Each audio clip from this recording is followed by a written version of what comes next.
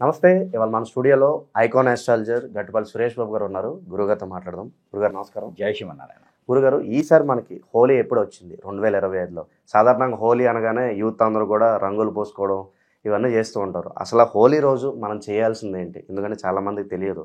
So రంగులు పూసుకుంటారు. ఆ రోజు కూడా ప్రత్యేకంగా మనం ఏదన్నా పూజా విధానం పాటించాలా, లేదంటే అసలు ఈ హోలీ ప్రత్యేకత ఏంటి? ఆ రోజు ఎందుకు వచ్చింది? పూర్తి వివరాలు మాకు తెలియజేయండి హోలీ గురించి. ఖచ్చితంగా. అయితే మనకి హోలీ 2025 సంవత్సరం మార్చి 13, 14 2 రోజులు చేసుకుంటున్నారు తెలుగు రాష్ట్రాల్లో. ఈ మధ్యన కొంతమంది ఏం చేస్తున్నారంటే 2 రోజులు పండుగలు చేసుకుంటున్నారు. 2 రోజులు హాలిడే కోసం, లేకపోతే 2 రోజులు సెలవు తీసుకోవడం కోసమో, లేకపోతే తిథులు వచ్చినాయన్న భావనతో కానీ ఇలాంటి హోలీ కొన్ని పండుగలు ఉన్నాయి. అవి తిథులు అవసరం లేదు. అవి కొన్ని వాటి ప్రకారంగా వస్తాయి. అవి తిథుల ప్రకారంగా దేవుళ్ళ పండుగలు అవి అనమాట. ఇవి ఎక్కడైనా చేసుకోవచ్చు. ఒకరోజు చేసుకుని సరిపోతుంది. కానీ 2 రోజులు చేసుకున్నారు కాబట్టి 2 రోజులు చెప్పాల్సి వస్తుంది. 13, 14 2 రోజులు చేస్తున్నారు.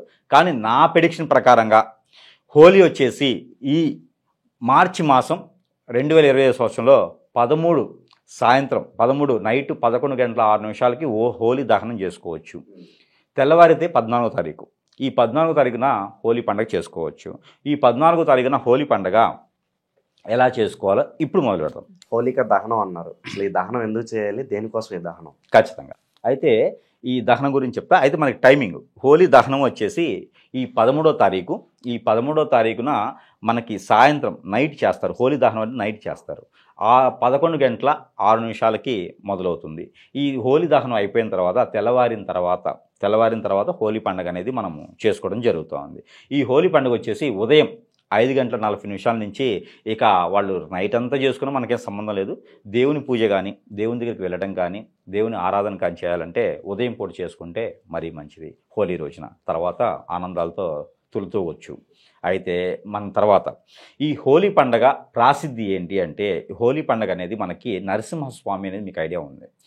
ఈ నరసింహస్వామికి ప్రహ్లాదుడు అనే ఒక భక్తుడు ఉన్నాడు. ప్రహ్లాదుడు మీకు అందరికీ ఐడియా ఉంది కదా.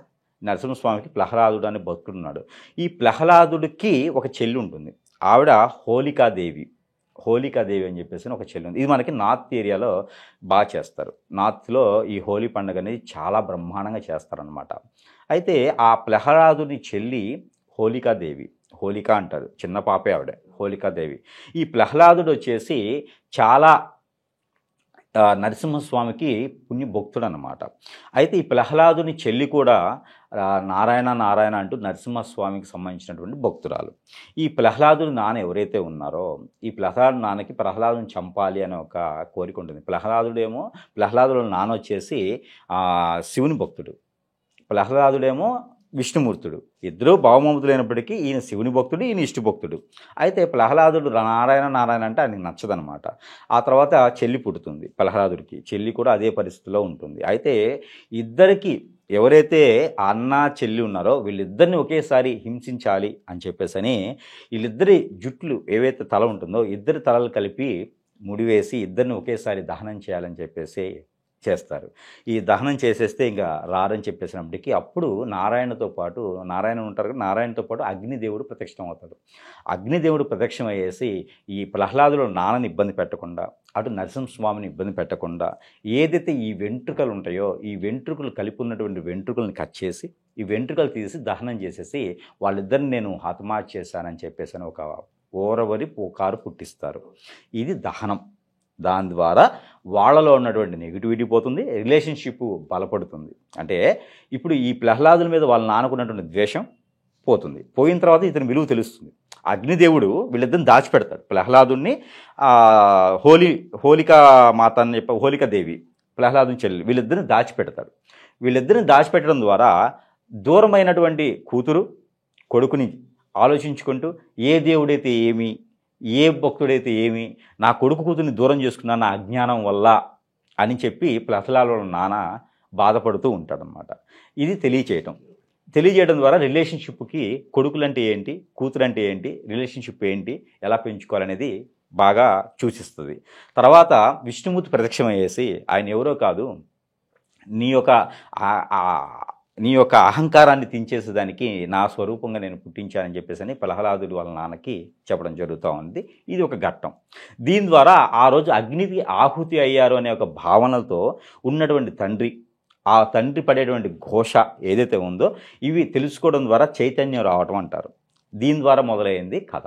అయితే ఇందులో వచ్చేసి ఆ చెల్లి అన్నకి సహాయం చేయటం, చెల్లి కూడా నేను కూడా ఆహుతి అయిపోతాను అని చెప్పి సహాయం చేయడం, ప్రహ్లాదుడి వైపుకు రావటం, సోదరి భావం ఏదైతే ఉందో అది చూపించింది. తండ్రిని కూడా పక్కన పెట్టేసి నాకు బ్రదర్ నాకు అన్నయ్య కావాలని చెప్పి రావటం, ఆ సోదరి భావం ఒకటి తెలియచేసేది హోలీ. ఇవన్నీ వదిలేసి ఇప్పుడు ఈ కుర్రకారి జీవితం ఎలా ఉందంటే హోలీ అంటే రంగుల ప్రపంచం, రంగుల ప్రపంచంలో తేలిపోవటం అని చేస్తూ ఉన్నారు. కానీ ఏదైతే ఈ హోలీ ఉందో విరు రాష్ట్రాలే కాదు, విరు దేశాల్లో కూడా హోలీ పండుగ చేస్తూ ఉన్నారు. ఇక్కడ చేసేటప్పుడు తరుణంలో ఈ హోలీ పండుగని సాంప్రదాయబద్ధంగా చేసుకోవటం మంచిది. అక్క చెల్లెలి భావనగా ఎవరైనా ఉంటే, అంటే సోదరి భావంతో ఉన్న వాళ్ళని ఇంటికి పిలుచుకొని సారె పెట్టేసి, ఆ చెల్లి అయినా అక్క అయినా పారాయణం పెట్టేసి పసుపు కుంకుమలు ఇచ్చేస్తే కనుక వాళ్ళు ఎన్ని తరాలైనా సరే ఇంట్లో ఆడవాళ్ళ శత్రుత్వం, ఆడవాళ్ళ శాపం ఏదైనా ఉంటే కూడా తొలగిపోయేసి, ఎవరైతే ఆడవాళ్ళని ఇష్టపూర్వకంగా ఆ భావనతో మనస్ఫూర్తిగా దీవించి మనం ఇచ్చేటువంటి బహుమతులు ఏవైతే ఉన్నాయో ఇవి సోదర భావంతో బహుమతులు ఇస్తే కనుక ఈ ఇచ్చిన వాళ్ళ ఇంట ఆస్తులు, అంతస్తులు, ధనధాన్యాలు ఎప్పుడు కూడా తిండికి ఇబ్బంది లేకుండా తొలతూగేలా ఉంటుంది. కాబట్టి ఇది చేయాలి.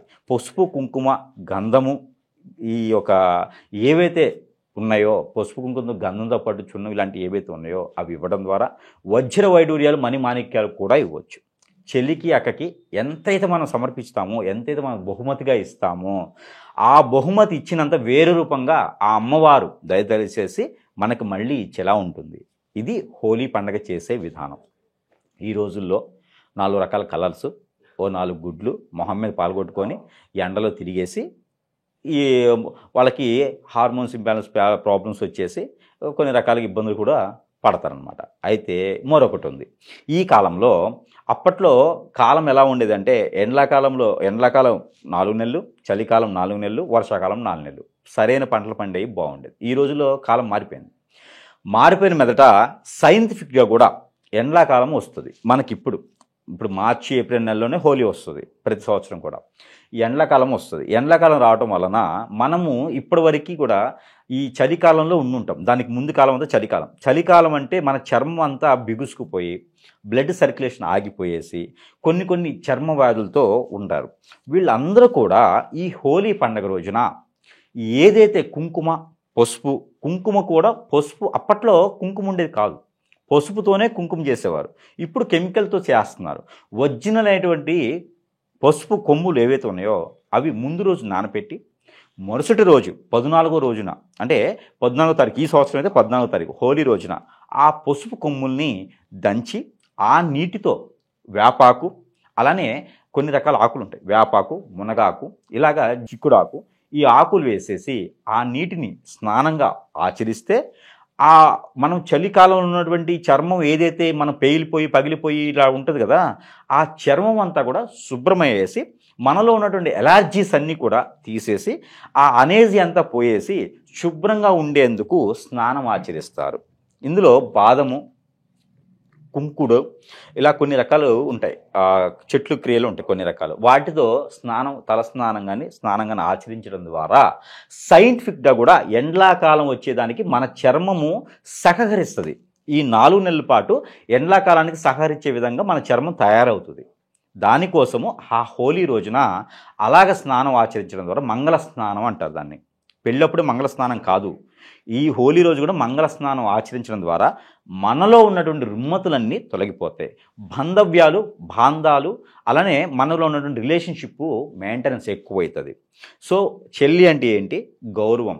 ఆ గౌరవం. అక్క అంటే ఏంటి? గౌరవించడం. ఇలాంటివి ఏర్పడతాయి. ప్రేమ ఆప్యాయతలు కొంచెం పెంపొందించడం. ఖచ్చితంగా ఆప్యాయతలు ప్రేమలు కాదు, ఇంకా అనేక రకాలైన బంధాలు బాంధవ్యాలు, మేనళ్ళు మేనకోడళ్ళు ఇలాంటివన్నీ దగ్గర అవుతారు, బాగుంటుంది. ఆ రిలేషన్షిప్ మెయింటెనెన్స్ అవుతుంది, బాగుంటుంది. కాబట్టి హోలీ రోజున పవిత్రంగా జరుపుకోవాలి. ఇంకోటి, హోలీ రోజున విష్ణుమూర్తి ఆలయం సందర్శించుకుంటే మరీ మంచిది.